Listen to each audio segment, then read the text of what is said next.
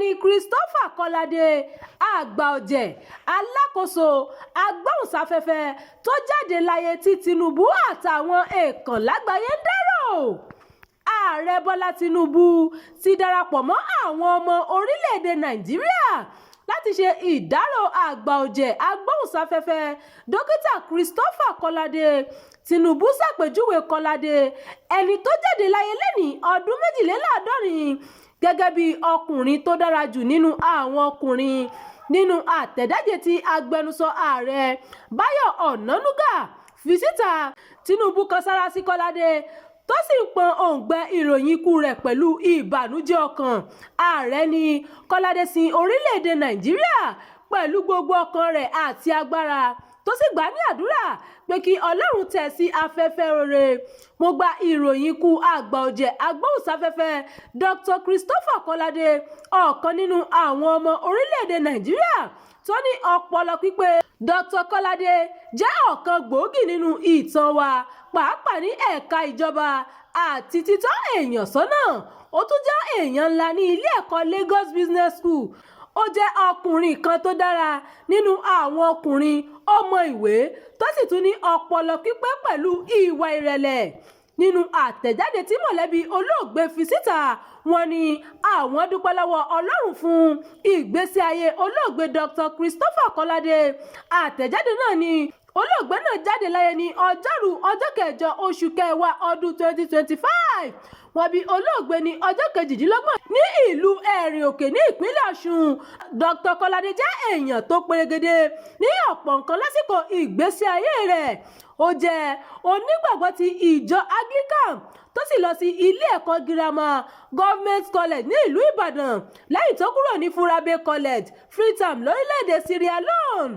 Kolade ṣiṣẹ́ ní ọ̀pọ̀ ẹ̀ka, bẹ̀rẹ̀ láti jíjẹ́ àgbàọ nínú ìgbóhùnsáfẹ́fẹ́ tó sì fi ìgbà kan jẹ́ ọ̀gá àgbà fún iléeṣẹ́ ìjọba Nigeria Broadcasting Corporation NBC.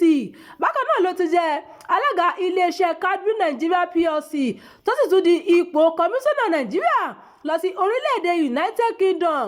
Ẹ ṣeun tẹ́ ń tẹ̀lé ìkànnì Jígí Alára. Lẹ́yìn ìdánudúró ráńpẹ́ yìí, ìròyìn tó kù sì ń tẹ̀ síwájú.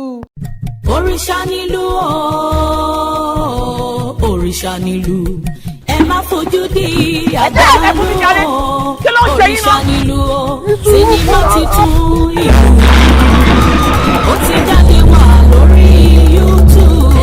Ìkànnì Jígí Alára TV 24 lẹ ó ti rí wo àwòtúnwò ní iṣẹ́ ńlá yìí. Sinimá titun ìlú multi-billion naira project bíi yóò lágbára. Òrìṣà nílùú ọjọ́ gbogbo àdúgbò kì í ṣọjọ́ gbà tó ṣàwọn gidi. Ìlú ní ṣàtọ́kùn eégún, ìlú ní ṣàtọ́kùn ṣá. Ìlú ní ti láti ṣe máa yàn galu ìlú tó kọ̀ fọ́ agbára.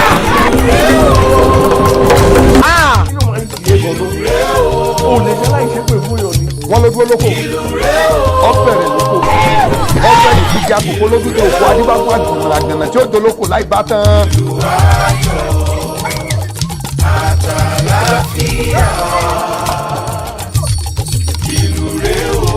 Ìlú agbára gba sinimá tó gbà padà búyọ tó gbà padà gbà. Ó fún lọ́nà láfojú ó yà pẹ́rẹ́gẹ́dẹ́. Ìwọ̀nba ni yẹn ń gbóná mọ́ láì ṣọ́ka. Olówó ayé ẹ̀rọ ra lálákòókò fẹ́fẹ́. Káyọ̀ mọ̀ tìbí ọmọ mú wa ni o. Sinimá titun ìlú ká tó parí ẹ̀ ní lókẹ́sọ̀n ojú rí tó. Ẹ̀gá tá a sọ fún ẹ̀. Owó gbowó la ná lórí ẹ̀. Adéọmọ Bankole. Aláṣẹ àbúrúdarí iléeṣẹ́ Jígí Alára ẹlẹ́kẹ̀rìnlélógún ni executive producer pẹ̀lú co-producer Yèyé Rosodika. Níyà Adédayọ̀ Age pẹ̀lú Adébáyọ̀ Jẹ̀lílì Piccolo ló direct yẹ. Starring Akin Lewis, Yèyé Rosodika, Taofik Adéwálé Dìgbòlùjà, Babátúndé Báńgbọ́dẹ Fọ́kọ́kọ́, Taofik Salami Mondusi, Òkìkí Ọ̀ṣìjọ́mọ́lẹ̀, Ìyákú Ègbé, John Odika, Ológbòjò, Muromúbọ̀làwà, Tọ́wọ́ ń dùn àti bẹ́ẹ̀ bẹ́ẹ̀ lọ. Nínú sinimá ńlá ìta àgbẹ̀ àkọlé ẹ̀ ní ìlú. Subtitled in English. Apá kìíní ẹ̀ máa jáde kásàgbà sórí YouTube lọ́jọ́ Wednesday September 24 ọdún yìí. Nígbà tá apá kejì ẹ̀ máa jáde lọ́jọ́ Friday October 24 ọdún yìí bákan náà. Ẹ̀kúnkún mẹ́rin tẹ̀ ní ìkànnì Jígí Alára /TV. Ilé ara ní Jígí Alára. Ojúmọ́ kan ara kan ni. Gbogbo bá ṣe ń jí dára. Ara la fi ń ṣe. Sinimá titun ìlú lélẹ́yìí o. Ẹ subscribe sórí Jígí Alára 24 kẹ́rìnrán wò. Iṣẹ́ bàbá iṣẹ́ ni àwọn ojúwò ni ẹ gbà bẹ́ẹ̀.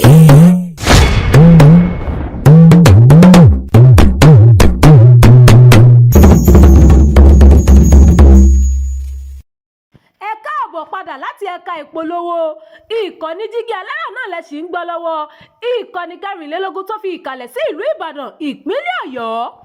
Èyí ni ìròyìn tó kàn. Ohun tá a mọ̀ nípa ìyàwó sójà tí wọ́n sọ pé ó dáná sun ọkọ rẹ̀. Iléeṣẹ́ ológun orílẹ̀-èdè Nàìjíríà ti fìdí ìròyìn ikú ọmọ ológun Samson Haruna tó jẹ́ dókítà ní ọwọ́ kẹfà iléeṣẹ́ ọmọ ogun Nàìjíríà 6 Battalion ẹni tí wọ́n ní ìyàwó rẹ̀ dáná sun. Ìròyìn ikú olóògbé náà bọ́ sórí ayélujára tí ọ̀pọ̀ èèyàn sì ti bẹ̀rẹ̀ sí ní máa bu ẹnu àtẹ́lu ìṣẹ̀lẹ̀ náà. Nínú àtẹ̀jáde tí iléeṣẹ́ ológun fi léde, Lawal Bala Muhammad buwọ́lù ọmọ ológun náà pàdánù ẹ̀mí rẹ̀ lẹ́yìn tí iná jó gbogbo ara rẹ̀ lásìkò tí èdè àìyedè bẹ́ sílẹ̀ láàrin òun àti ìyàwó rẹ̀.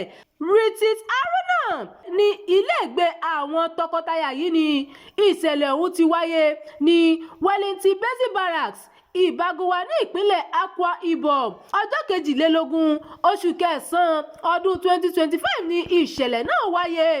Ìwádìí fi hàn pé ìṣẹ̀lẹ̀ burúkú yìí wáyé lẹ́yìn tí èdè àìyedè bẹ́ sílẹ̀ láàrin tọkọtaya náà tí inú sì bí ìyàwó tó sì ní kí òun dáná sun àwọn dúkìá tó wà ní ilé wọn tó sì jẹ́ ibẹ̀ ni iná ti mú ọkọ náà. Olùrànlọ́wọ́ olùdarí ẹ̀ka tó gbé ìròyìn síta ní iléeṣẹ́ ológun fi kún àtẹ̀jáde náà pé àwọn gbìyànjú láti dóòlà ẹ̀mí olóògbé náà ṣùgbọ́n ó padà jáde láyé. Dókítà Haruna farapa gan-an ṣùgbọ́n a gbìyànjú láti dóòlà rẹ̀ ní ilé ìwòsàn Battalion Medical Facility kó tó di pé a gbé lọ sí ilé ìwòsàn ìkẹ́kọ̀ọ́ ti ìpínlẹ̀ Uyo ṣùgbọ́n ó pàdánù ẹ̀mí rẹ̀ lọ́jọ́ 7 oṣù kẹwàá ọdún 2025. Iléeṣẹ́ ológun ní àwọn kọ̀rọ̀ ojú púpọ̀ sí ìjà láàrin tọkọtaya tí wọ́n sì tún bá àwọn mọ̀lẹ́bí olóògbé kẹ́dùn. Bákan náà ni iléeṣẹ́ ológun ní àwọn dúró de èsì ìwádìí ẹ̀ka iléeṣẹ́ ọlọ́pàá ológun tí wọ́n sì rọ àwọn tí ọ̀rọ̀ kàn pé tí wọ́n pè fún sùúrù.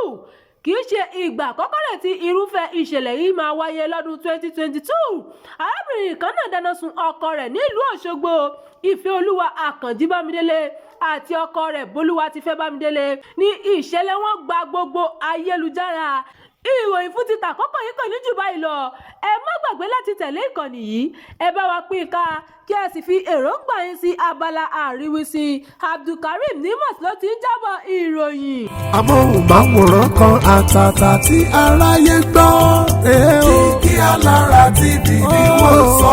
Ení, èjì, ẹ̀ta, ẹ̀rin, àrún, ẹ̀fà, èje, Jígí Alára. Sinimá méje tó lóyin ládùn. Sinimá titun méje la gbé jáde. Láti Jígí Alára. Jígí Alára lórí YouTube. Àwọn sinimá yẹn rèé o. Ìlú ní àkọ́kọ́. Òkúta péré lẹ́lẹ́kejì. Àjẹ́ tó pọ̀ máa wo lẹ́lẹ́kẹta. Òpin ọ̀rọ̀ lẹ́lẹ́kẹrin. Ọba làkọ́lé ìkarùn-ún. Àfojúdi lẹ́lẹ́kẹfà. Àjíkẹ́ ẹlẹ́kọ̀ọ́ ní keje o. Jígí Alára ti gbé jáde kàṣàgbà o. Lórí YouTube ẹ̀ ó ti wọ́. Àwọn akọkọlùkọ lóyin ládùn rọ wọn pàtòkè tilẹ̀ sinimá méje tá a gbé jáde rèé látọwọ́ Jígí Alára lórí YouTube. Ìlú làkọ́lé alákọ̀ọ́kọ́ Jígí Alára àti Rose Odika ní co-producer. Òkúta àpèrè lẹ́lẹ́ẹ̀kejì Jígí Alára gangan fúnra ẹ̀ ló producer. Àjẹ́ tó pa máa wo lẹ́lẹ́ẹ̀kẹta Jígí Alára àti Lélowó wà ní co-producer. Òpin ọ̀rọ̀ lẹ́lẹ́ẹ̀kẹrin Fatai Karim àti Jígí Alára ló jọ producer. Ọba lẹ́lẹ́ẹ̀karùn-ún Tampan Ìdó local government àti Jígí Alára ló jọ pawọ́pọ̀ láti ṣe. Àfojúdi lẹ́lẹ́ẹ̀kẹfà Lateef Quadri àti Jígí Alára ní co-producer àti ẹ̀ náà. Àjíkẹ́ ẹlẹ́kọ̀ọ́ ní sinimá ẹlẹ́ẹ̀keje Unity Caucus àti Jígí Alára ní co-producer. Àwọn Nollywood superstars ló kópa nínú àwọn sinimá yìí. Ẹ máa gbádùn gbogbo àwọn sinimá méjèèje. Ìlú, Òkúta àpèrè, Àjẹ́ tó pọ̀ máa wo, Òpin ọ̀rọ̀, Ọba, Àfojúdi, Àjíkẹ́ ẹlẹ́kọ̀ọ́. Àwọn sinimá méjèèje yìí ní kẹ́ ló máa wò lórí YouTube tó jẹ́ ti Jígí Alára. Adéọmọdé ni executive producer àwọn sinimá wọ̀nyí. Kò sí àṣàdànù ń bẹ o. Ẹ kú ti mọ̀ pé gbogbo àwọn sinimá wa ló máa ń stand out yàtọ̀. Jígí Alára ní kẹ́ subscribe sí o. Ẹ download, ẹ share, ẹ like. Tẹ́ ẹ bá ti ń wo gbogbo ẹ̀ lẹ́ ó gbà wípé ó kọjá àfẹnuròyìn. Jígí Alára ni bàbá gbogbo wọn. Jígí Alára ti gbé jáde kàṣàgbà o. Lórí YouTube ẹ̀ ó ti wọ́.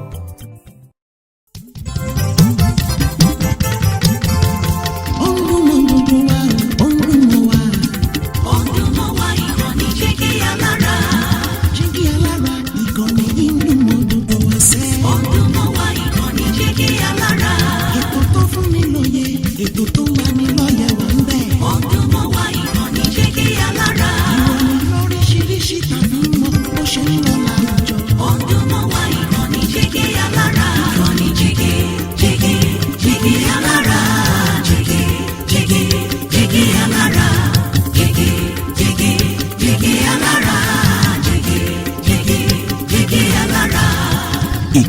jígí alára kẹrìnlélógún bàbá gbogbo.